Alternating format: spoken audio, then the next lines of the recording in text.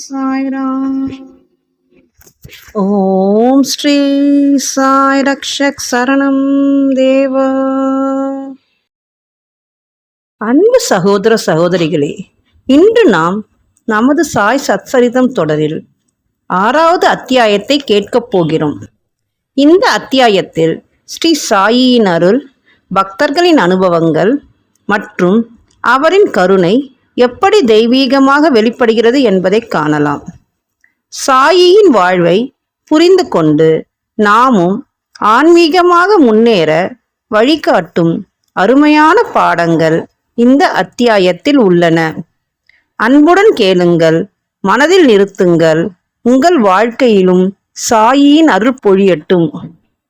ஓம் சாய்ராம். அத்தியாயம் 6. ஸ்ரீராம நவமி திருவிழாவும் மசூதி ரிப்பேர்களும். குருவின் கை தீண்டலினால் ஏற்படும் பயன். ஸ்ரீராம நவமி திருவிழா, அதன் ஆரம்பம், மாறுதல்கள் முதலியன. மசூதி ரிப்பேர்கள். ஸ்ரீராம நவமி திருவிழாவையும் மசூதி ரிப்பேரையும் பற்றி விவரிப்பதற்கு முன்னால் சத்குருவை பற்றி முன்னோடி குறிப்புகள் சிலவற்றை ஆசிரியர் கீழ்க்கண்டவாறு கூறுகிறார். குருவின் கை தீண்டலினால் ஏற்படும் விளைவு. எங்கே உண்மை அல்லது சத்குரு வழிகாட்டியாக இருக்கிறாரோ அங்கே இவ்வுலக பெருங்கடலுக்கு அப்பால் நம்மை பத்திரமாகவும் எளிதாகவும் அவர் நிச்சயம் அழைத்து செல்வார். சத்குரு என்னும் சொல்லானது நமது மனதிற்கு சாய்பாபாவை கொணர்கிறது. எனக்கு முன்னால் அவர் நின்று கொண்டிருப்பது போலும், உதி என்னும் திருநீற்றை எனது நெற்றியில் இடுவதைப் போன்றும், அவரது ஆசிகள் நல்கும் கரத்தை என் தலைமீது வைப்பதைப் போன்றும் எனக்கு தோன்றுகிறார். எனது இதயம் மகிழ்ச்சியால் நிரம்புகிறது. அன்பு எனது கண்களில் இருந்து பொங்கி வழிகின்றது. குருவின் கரம் தீண்டலின் சக்தியானது வியக்கத்தக்கதாகும். உலகை அழிக்கும் நெருப்பால் அழிக்கப்படாத எண்ணங்களும் ஆசைகளும் உடைய இந்த நுட்பமான உடம்பு குரு சாதாரணமாக கரம் தீண்டுவதாலேயே அழிக்கப்படுகிறது. முந்திய பல பிறவிகளில் உண்டான பல பாவங்களும் சுத்தமாக அழித்து செல்லப்படுகின்றன. மதங்கள் கடவுளை பற்றிய பேச்சுக்களை கேட்டவுடனேயே சஞ்சலப்படுபவர்களின் பேச்சு கூட அமைதி அடைகிறது. சாய்பாபாவின் சுந்தர ரூபத்தை பார்த்தாலே மகிழ்ச்சியால் நமது தொண்டை அடைக்கிறது. கண்ணீர் வெள்ளம் பெருக்கெடுக்கிறது. உணர்ச்சிகள் உள்ளத்தை வெல்கின்றன. நானே அது பிரம்மம் எனும் உணர்வை அது எழுப்பி விடுகிறது. தன்னை அறிதலின் ஆனந்தத்தை ஸ்தாபிக்கிறது. நான் நீ என்னும் வேறுபாட்டை கரைத்து அவ்வப்போதே நம்மை உச்சத்துடன் ஒரே உண்மையுடன் ஒன்றாக்குகிறது. புனித நூல்கள் யான் பயிலத் தொடங்கும் தோறும் ஒவ்வொரு அடியிலும் எனது சத்குருவால் ஞாபகம் மூட்டப்படுகிறேன். சாய்பாபாவே ராமனும் கிருஷ்ணனும் ஆகி என்னை அவரின் கதைகளை கேட்கச் செய்கின்றார். உதாரணமாக, நான் பாகவதம் கேட்கத் தொடங்கும் முன்பாக தலையிலிருந்து கால் வரை சாய்பாபா கிருஷ்ணராகி விடுவார். அவரே பாகவதத்தையோ உத்தவ கீதையையோ கிருஷ்ண பரமாத்மா தன் சீடர் உத்தவருக்கு அளித்த உபதேச பாடல்கள் மக்களின் நன்மைக்காக பாடுகிறார் என்றும் நினைக்கிறேன். நான் உரையாட துவங்கும் போது உடனே சாய்பாபாவின் கதைகள் உரிய விளக்கங்கள் தருவதற்கு ஏதுவாக என் நினைவிற்கு வருகின்றன. எதையாவது நான் எழுதத் தொடங்கும் போது சில வார்த்தைகளையோ சில வாக்கியங்களையோ என்னால் எழுத முடியாது. ஆனால் அவராகவே என்னை எழுத செய்யும் போது நான் எழுதுகிறேன், எழுதிக்கொண்டே இருக்கிறேன். அதற்கோர் முடிவில்லை. சீடரின் அகங்காரம் தலையெடுக்கும் போது அவர் தமது கரங்களால் அதை கீழே அழுத்தி தமது சக்தியை கொடுத்து அவனது குறிக்கோளை அவன் எய்தும்படி செய்கிறார்.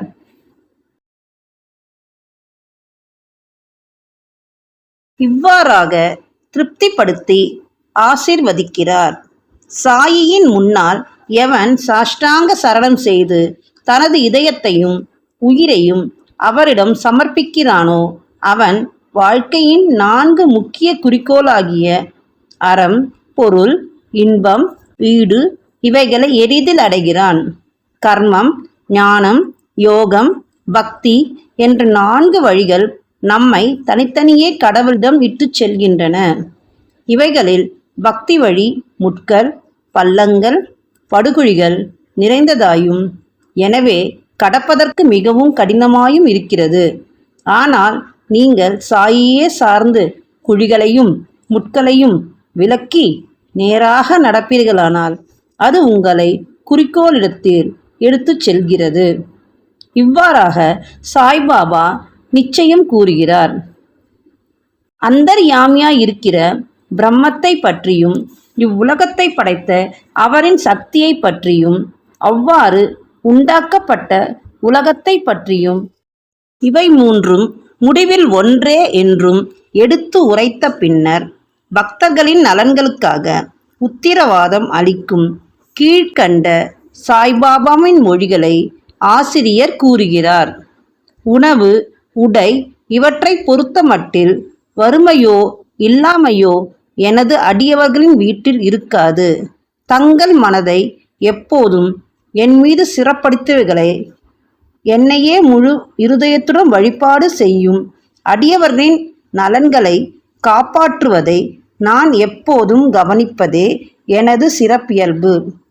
கீதையிலும் கிருஷ்ண பரமாத்மா இதையேதான் கூறியிருக்கிறார். எனவே உணவுக்காகவும் உடைக்காகவும் கடின முயற்சி எடுக்காதீர்கள்.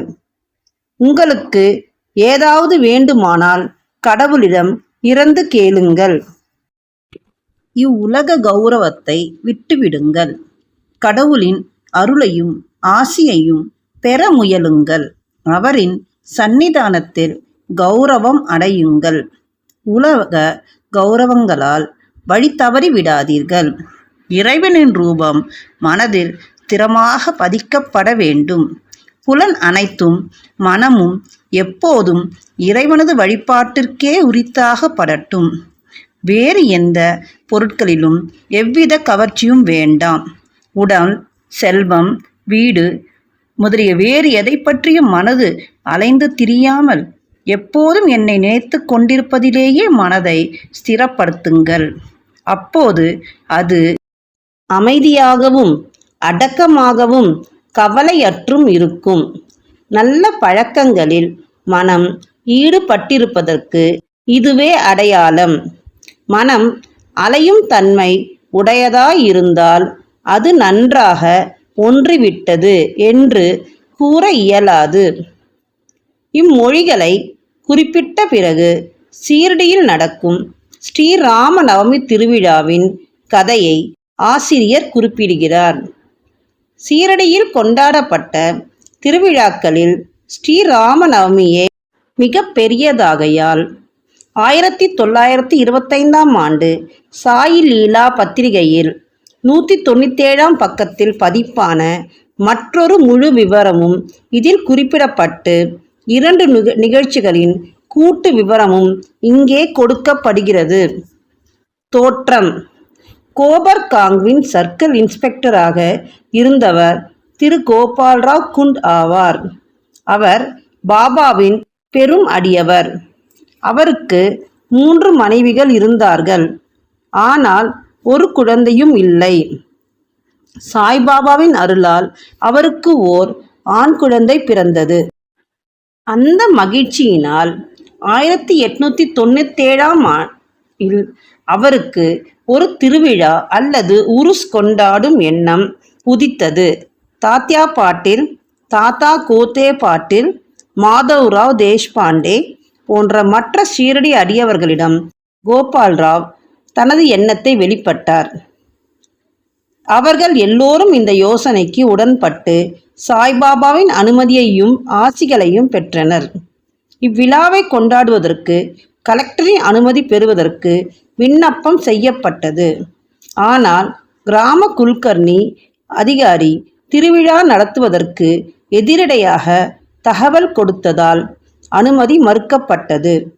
ஆனால் சாய்பாபா அதை ஆசீர்வதித்திருப்பதால் அவர்கள் மறுபடியும் முயன்று முடிவாக வெற்றி பெற்றனர். சாய்பாபாவிடம் கலந்தாலோசித்த பிறகு உருஸ் தினம் ஸ்ரீராமநவமி அன்று இருக்கலாம் என்று தீர்மானிக்கப்பட்டது.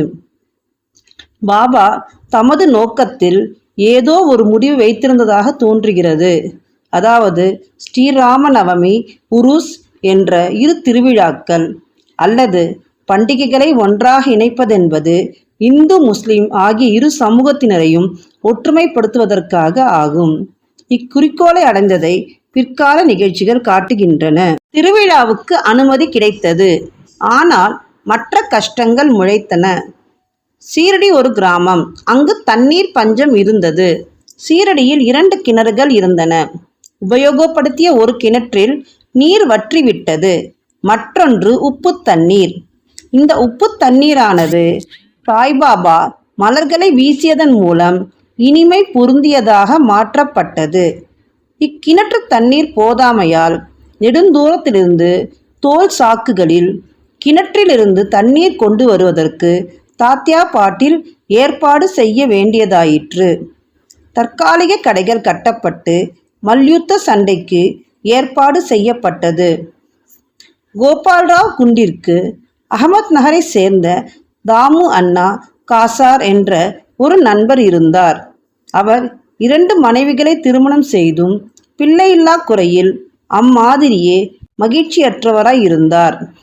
அவரும் சாய்பாபாவினால் அனுகிரகிக்கப்பட்டு புதல்வர்களை அடைந்தார். திருவிழாவின் ஊர்வலத்திற்காக ஒரு சாதாரண கொடி தயாரித்து கொடுக்கும்படி இவரை திரு குன் தூண்டினார். திரு ஞானா சாஹேப் நிமோன்கரை மற்றொரு எம்ப்ராய்டரி வேலை செய்யப்பட்ட கொடி தயாரித்து கொடுக்கும்படி தூண்டி அதில் வெற்றியும் பெற்றார். கிராமத்தில் திருவிழாவில் 2 கொடிகளும் ஊர்வலமாக எடுத்துச் செல்லப்பட்டு துவாரகாமாயி என்று சாய்பாபாவினால் அழைக்கப்பட்ட மசூதியின் 2 மூலைகளிலும் ஊன்றப்பட்டன. இது இன்றளவும் நடைபெற்று வருகிறது. சந்தனக்கூடு ஊர்வலம். இத்திருவிழாவில் மற்றொரு ஊர்வலமும் துவங்கப்பட்டது. கோர்ஹாலாவின் முகமதிய பக்தரான திரு ஆமீர் சக்கர் தலால் அவர்களால் இச்சந்தன ஊர்வலத்தின் எண்ணம் உருவானது. பெரும் முகமதிய ஞானியரை கௌரவிக்கும் விதமாக இவ்வூர்வலம் நடைபெற்றது. இந்த ஊர்வலத்தில் சந்தன குழம்பும் சந்தன பொடியும் தாலி என்னும் தட்டுக்களில் இடப்பட்டு பேண்டு வாத்தியம் மற்றும் இசை முழங்கி உடன் வர நறுமணப் பொருட்கள் முன்னால் புகைந்து கொண்டு செல்ல கிராமத்தின் வழியாக எடுத்து செல்லப்பட்டது.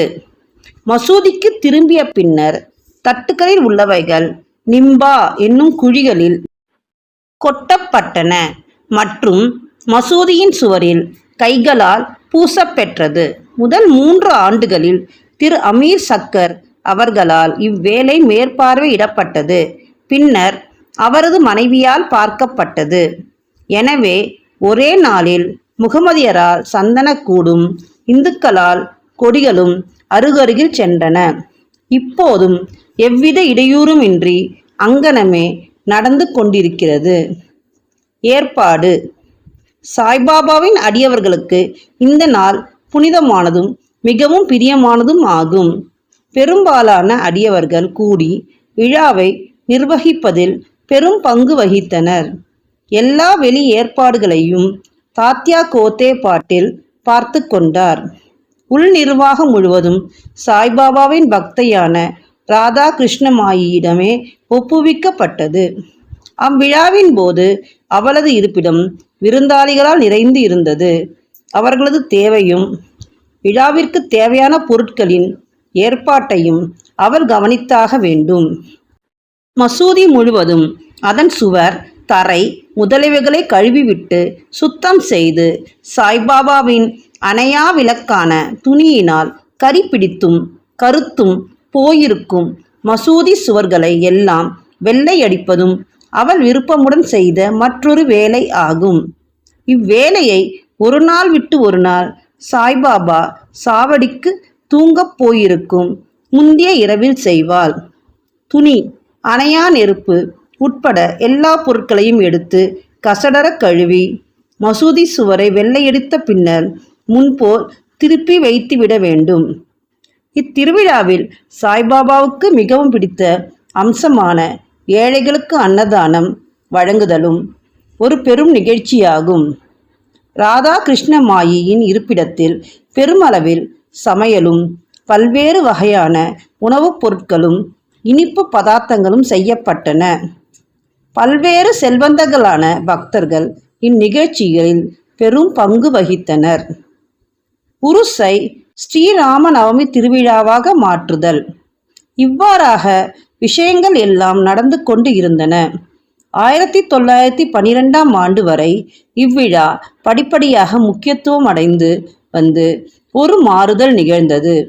அந்த ஆண்டு ஸ்ரீ கிருஷ்ணராவ் ஜாகேஷ்வர் பீஷ்மா சாயி சகுனோபாசனா என்ற சிறு புத்தகத்தின் ஆசிரியர் அமராவதியை சேர்ந்த தாதா சாஹேப் காப்பர்டேயுடன் திருவிழாவுக்கு வந்து முந்தைய தினம் தீக்ஷித் வாதாவில் தங்கியிருந்தார்.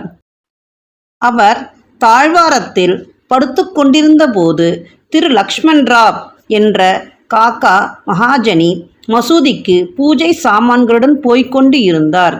அப்போது பீஷ்மாவுக்கு ஒரு புது எண்ணம் தோன்றியது. அவரை காக்கா நோக்கி பின்வருமாறு கூறினார். ஷீரடியில் உருஸ் அல்லது சந்தன திருவிழா ஸ்ரீராம நவமி அன்று கொண்டாடப்படும். உண்மைக்கு ஏதோ ஒரு தெய்வ வழிபாடு இருக்கிறது. இந்துக்களுக்கு ஸ்ரீராமநவமி தினம் மிகவும் பிரியமானது. பின்னர் ஏன் இந்த நாளில் ஸ்ரீராமநவமி கொண்டாட்டத்தை ஆரம்பிக்க கூடாது? காக்கா மகாஜனி இக்கருத்தை விரும்பினார். பாபாவின் அனுமதியை இவ்விஷயத்தில் பெறுவது என முடிவு செய்யப்பட்டது. அத்திருவிழாவில் கீர்த்தனை செய்யும் கடவுளின் புகழை பாடும் ஹரிதாஸை எங்கனம் அடைவது என்பது மிகவும் கடினமான விஷயமாகும். ராமர் பிறந்ததை பற்றி தன்னுடைய பாடல்களான ராம அக்யன் தயாராயிருப்பதாகவும் தானே கீர்த்தனைகளை பாடுவதாகவும் பீஷ்மா கூறி இப்பிரச்சனைக்கு தீர்வு கண்டார். காக்கா மகாஜனி அப்போது ஹார்மோனியம் வாசிக்க வேண்டும்.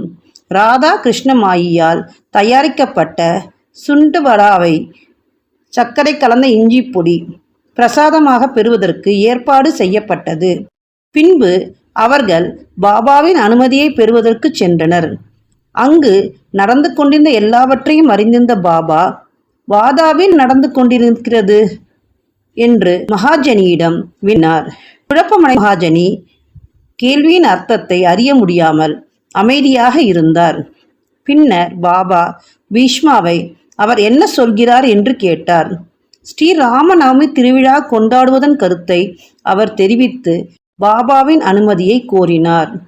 பாபாவும் உடனே அனுமதி கொடுத்தார்.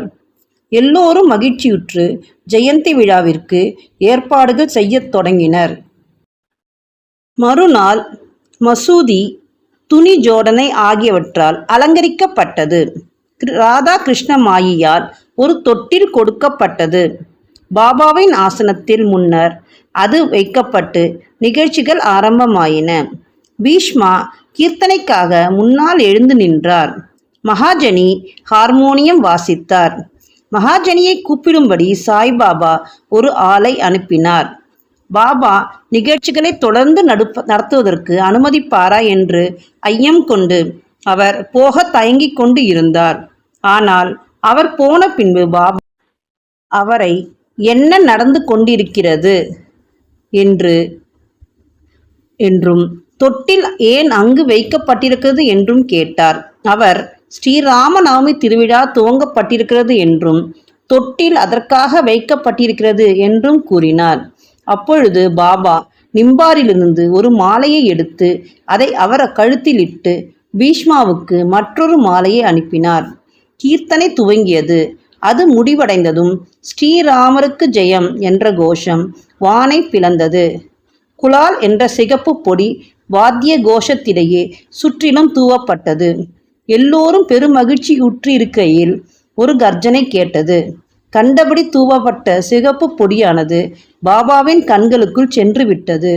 பாபா கோபாவேசம் அடைந்து பெருங்குரலில் திட்டவும் கடிந்து கொள்ளவும் ஆரம்பித்தார். இக்காட்சியால் மக்கள் பீதியடைந்து ஓட ஆரம்பித்தார்கள். பாபாவை நன்கு அறிந்த அவருடைய நெருங்கிய பக்தர்கள் பாபாவின் கடுந்துரைகளையும் திட்டல்களையும் வேஷமிடப்பட்ட ஆசீர்வாதங்கள் என்று எடுத்துக்கொண்டனர். ஸ்ரீராமர் அவதரித்ததும் ராவணனையும் அகங்காரம், கெட்ட எண்ணங்கள் முதலிய அவனுடைய அரக்கர்களையும் கொல்வதற்காக பாபா கடுமையான கோபாவேசம் அடைந்ததும் முறையே என அவர்கள் நினைத்தனர். மேலும் ஷீரடியில் ஏதாவது ஒரு புதிய வேலை ஆரம்பிக்கப்படுமானால் பாபா கடுமையான கோபம் கொள்வது வழக்கம். எனவே அவர்கள் அமைதியாயிருந்தார்கள்.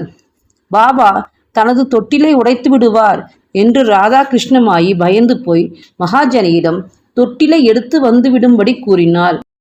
அவர் சென்று தொட்டிலை தளர்த்தி கழற்றப்போன சமயம் பாபா அவரிடம் சென்று தொட்டிலை அகற்ற வேண்டாம் என்று கூறிவிட்டார். பின்னர் சற்று நேரத்தில் பாபா சாந்தமடைந்தார். பின்பு மகா பூஜை, ஆரத்தி உள்ளிட்ட அந்நாளைய நிகழ்ச்சிகள் எல்லாம் நிறைவேறின. பிறகு திரு மகாஜனி பாபாவிடம் தொட்டிலை அப்புறப்படுத்த அனுமதி கேட்டார். இன்னும் விழா முடியவில்லை என கூறி பாபா மறுத்துவிட்டார். அடுத்த நாள் கீர்த்தனையையும் கோபால் காலா விழாவும் நடைபெற்றன. கீர்த்தனைக்கு பிறகு தயிரும் பொரி அரிசியும் கலந்த ஓர் மண்பானை உடைப்பதற்காக தொங்க விடப்பட்டிருக்கும். கிருஷ்ண பரமாத்மா தன் நண்பர்களான கோபாலர்களுக்கு செய்ததை ஒப்ப அதனுள் இருப்பவை எல்லாருக்கும் பகிர்ந்து அளிக்கப்படும். அதன் பின்னரே பாபா தொட்டிலை அப்புறப்படுத்த அனுமதித்தார். இவ்வாறாக ஸ்ரீராமநவமி திருவிழா நடைபெற்று கொண்டு இருக்கையில் பகலில் 2 கொடி ஊர்வலமும் இரவில் சந்தன கொடி ஊர்வலமும் வழக்கமான கோலாகலத்துடனும் அனைவரின் ஆரவாரத்துடனும் நல்ல முறையில் நடைபெற்றன. இத்தருணத்திலிருந்து பாபாவின் உருஸ் விழாவானது ஸ்ரீராமநவமி திருவிழாவாக மாற்றப்பட்டது. அடுத்த ஆண்டிலிருந்து 1913 ஸ்ரீராமநவமி நிகழ்ச்சிகள் அதிகரிக்க ஆரம்பித்தன. ராதாகிருஷ்ணமாயி முதல் சைத்ராவிலிருந்து நாம சப்தம், இறைவனது புகழை தொடர்ந்து 7 நாட்களுக்கு பாடிக்கொண்டிருப்பது ஆரம்பித்தாள். எல்லோரும் முறை வைத்து பங்கெடுத்து கொண்டனர். அவளும் சில நாட்கள் அதிகாலையில் கலந்து கொண்டாள். நாட்டின் எல்லா பகுதிகளிலும் ராமநவமி கொண்டாடப்படுவதால் ஹரிதாஸை பெரும் கஷ்டமானது மீண்டும் உணரப்பட்டது. ஆனால் விழாவிற்கு 5 அல்லது 6 நாட்களுக்கு முன் நவீன துக்காராம் என்றறியப்பட்ட பாலபுவா மாலியை தற்செயலாக மகாஜனி சந்தித்தார். அவரை அவ்வாண்டு கீர்த்தனை புரிய செய்தார். அடுத்த ஆண்டு 1914 சாதாரா ஜில்லா பிர்ஹாட்சித்து கவடே நகரை சார்ந்த பாலபுவா சாதார்கர் என்பவர் தமது நகரில் பிளேக் பரவியிருந்த காரணத்தால் அங்கு ஹரிதாஸாக இயங்க முடியவில்லை. எனவே ஷீரடிக்கு வந்து காகா சாஹேப் மூலம் பெற்ற அனுமதியுடன் கீர்த்தனை செய்தார். அவரது முயற்சிக்கு போதுமான அளவு சன்மானம் கொடுக்கப்பட்டது. முடிவாக ஒவ்வொரு ஆண்டும் புதிய ஹரிதாஸ் ஒருவர் கிடைக்க பெறும் சிரமத்தை 1914 தாஸ்கனு மகாராஜை இப்பணியில் சாய்பாபா நிரந்தரமாக நியமித்ததன் மூலம் தீர்த்தார். அந்நாளிலிருந்து தற்போது வரைக்கும் அவ்வேளையை தாஸ்கனு வெற்றிகரமாயும் சிறப்பான முறையிலும் நிறைவேற்றி வருகிறார். 1912 ஆண்டிலிருந்து ஒவ்வொரு ஆண்டும் திருவிழா படிப்படியாக வளரத் தொடங்கியது. சித்திரை 8ஆம் தேதியிலிருந்து 12ஆம் தேதி வரை ஷீரடி தேன்கூட்டை போல் மக்கள் திரள் மிகவும் அதிகமாக காட்சியளித்தது. கடைகள் அதிகரிக்க தொடங்கின. மல்யுத்த போட்டிகளில் புகழ்பெற்ற மல்யுத்த வீரர்கள் பங்கு எடுத்து கொண்டனர். முன்னைவிட பெரிய அளவில் ஏழைகளுக்கு உணவு அளிக்கப்பட்டது. ராதாகிருஷ்ணமாயியின் பேருழைப்பு ஷீரடியை ஒரு சமஸ்தானமாக்கியது. அதற்கு தேவையான பொருட்கள் சேர்க்கப்பட்டன. ஒரு அழகான குதிரை, ஒரு பல்லக்கு, ஒரு ரதம், பல வெள்ளி பொருட்கள், பாத்திரங்கள், பானைகள், வாளிகள், படங்கள், முகம் பார்க்கும் கண்ணாடிகள் முதலியவை அன்பளிக்கப்பட்டன. இங்கனம் தமக்காக உள்ள பொருட்கள் எல்லாம் ஏராளமாக அதிகரித்த போதிலும் சாய்பாபா அவைகளை எல்லாம் மதிக்காது தமது எளிமையை முன்போலவே பாதுகாத்து வந்தார். 2 ஊர்வலங்களிலும் இந்துக்களும் முகமதியர்களும் ஒன்றாக வேலை செய்து வந்தும் அவர்களிடையே இதுவரை எந்த சச்சரவோ இடையூறோ இருந்ததே இல்லை. ஆரம்பத்தில் 5000 முதல் 7000 மக்கள் வரை கூடுவது வழக்கமாக இருந்தது. ஆனால் அவ்வெண்ணிக்கை சில ஆண்டுகளில் 75,000ஆக அதிகரித்தது. எனினும் குறிப்பிட்டு சொல்லத்தக்க விதத்தில் எந்தவித தொத்து வியாதியோ கலகமோ பல ஆண்டுகளாக ஏற்பட்டதே இல்லை. மசூதி ரிப்பேர்கள். கோபால்ராவ் குண்டிற்கு மற்றொரு முக்கிய எண்ணமும் உதித்தது. புருஷ் அல்லது சந்தன கூடு விழாவை அவர் தொடங்கியதைப் போன்றே மசூதியை தாம் ஒழுங்குபடுத்த வேண்டும் என எண்ணினார். எனவே பழுது பார்க்க கற்களை சேகரித்து அதன் பக்கங்களை சமப்படுத்தவும் செய்தார். ஆனால் இப்பணி அவருக்கு அளிக்கப்பட்டதல்ல. இது ஞானா சாஹிப் சாந்தோர்கருக்கும் தாழ்வாரத்தின் வேலை காகா சாஹிப் தீக்ஷித்திற்கும் ஒதுக்கப்பட்டிருந்தது. ஆனால் முதலில் பாபா இவ்வேலைகளை செய்ய அவர்களுக்கு அனுமதி அளிக்க மனமில்லாதவராய் இருந்தார். ஆனால் மஹால் சாபதி என்ற உள்ளூர் அடியவரின் குறுக்கீட்டினால் அவர்களுக்கு அனுமதி கிடைத்தது. மசூதியில் ஒரே இரவில் தாழ்வார பணி முற்று பெற்றதும் பாபா தமது வழக்கமான ஆசனமான சாக்குத்துண்டை விட்டொழித்து தாம் அமர்வதற்கென ஒரு சிறு ஆசனம் அமைத்து கொண்டார். 1911 சபா மண்டபமும் பெரும் உழைப்புடனும் கடின முயற்சியுடனும் ஒழுங்குபடுத்தப்பட்டது. மசூதிக்கு முன்னால் இருந்த திறந்த வெளியானது சிறியதாகவும் அசௌகரியம் உள்ளதாகவும் இருந்தது. காகா சாஹேப் தீக்ஷித் அதை விசாலப்படுத்தி அதற்கு மேல் கூரை போட விரும்பினார். பெருஞ்செலவில் இரும்பு தூண்கள், கம்பங்கள், துணிகள் முதலியவற்றை வரவழைத்து வேலையை ஆரம்பித்தார். இரவில் எல்லா அடியவர்களும் கடினமாக உழைத்து கம்பங்களை ஊன்றினார்கள். ஆனால் மறுநாள் காலை சாய்பாபா சாவடியில் திரும்பி வந்தபோது எல்லாவற்றையும் வேருடன் பிடுங்கி வெளியே எறிந்தார். ஒருமுறை இவ்வாறு நிகழ்ந்தது. அவர் மிகவும் உணர்ச்சி வசப்பட்டு ஒரு கம்பத்தை ஒரு கையில் பிடித்து கொண்டு அதை அசைத்து வெளியே எடுக்க ஆரம்பித்து மற்றொரு கையால் தாத்யா பாட்டீலின் கழுத்தை பற்றினார். தாத்யாவின் முண்டாசை வலிந்து பற்றி இழுத்து நெருப்பு குச்சியை கொளுத்தி அதை பற்ற வைத்து குழியில் தூக்கி எறிந்தார். அச்சமயத்தில் பாபாவின் கண்கள் எரியும் நெருப்பு துண்டம் போலிருந்தன. ஒருவருக்கும் அவரை பார்க்க தைரியமில்லை. எல்லோரும் பயங்கரமாக அஞ்சினார்கள். பாபா தமது பையிலிருந்து ₹1 எடுத்து அதை ஒரு புனித நிகழ்ச்சியின் நிவேதனம் போல் அங்கே விட்டெறிந்தார். தாத்யாவும் மிகவும் பயந்து போனார். யாருக்கும் தாத்யாவுக்கு என்ன நிகழப் போகிறது என்பது தெரியாது. ஒருவருக்கும் தலையிட தைரியமும் இல்லை. பாபாவின் குஷ்டரோகி அடியவனான பாகாஜி சிந்தே என்பவன் கொஞ்சம் முன்னேற துணிந்தான். ஆனால் அவன் பாபாவால் தள்ளப்பட்டான். மாதவராவுக்கும் அதை போன்ற மரியாதையே கிடைத்தது. அவர் கற்களால் அடிக்கப்பட்டார். ஆனால் சிறிது நேரத்துக்கு பின் பாபாவின் கோபம் தணிந்து குளிர்ந்தது. கடைக்காரனிடம் ஆள் அனுப்பி பூவேலை செய்த ஒரு முண்டாசு வாங்கி வரச் செய்து தாத்யாவுக்கு ஒரு சிறப்பான கௌரவம் செய்வதைப் போல் தாமே அவர் தலையில் கட்டிவிட்டார். பாபாவின் இவ்வினோதன கணத்தைக் கண்டு எல்லோரும் ஆச்சரியத்தால் தாக்கப்பட்டனர். அவ்வளவு வேகமாக பாபாவை கோபம் அடைய செய்தது எது? தாத்யா பாட்டீலுக்கு உதை கொடுக்கும்படி செய்தது எது? அவரது கோபம் அடுத்த வினாடியே தணிந்தது எப்படி என்பதை அவர்கள் எல்லோரும் அறிந்து கொள்ள இயலவில்லை. சில வேளைகளில் பாபா மிகவும் அமைதியாகவும் மௌனமாகவும் இருந்தார். இனிமையான விஷயங்களை அன்புடன் பேசினார். பின்னர் உடனே சின்ன பொய்க்காரணம் இருந்தோ இல்லாமலோ கோபாவேசம் அடைந்தார். அத்தகைய பல சம்பவங்களை இங்கே கூறலாம். ஆனால் எனக்கு எதை சொல்வது எதை விடுவது என்று தெரியவில்லை. எனவே அவைகளை எனக்கு தோன்றிய போது கூறுகிறேன். அடுத்த அத்தியாயத்தில் பாபா ஒரு முகமதியரா இந்துவா என்னும் வினா எடுத்து கொள்ளப்படும்.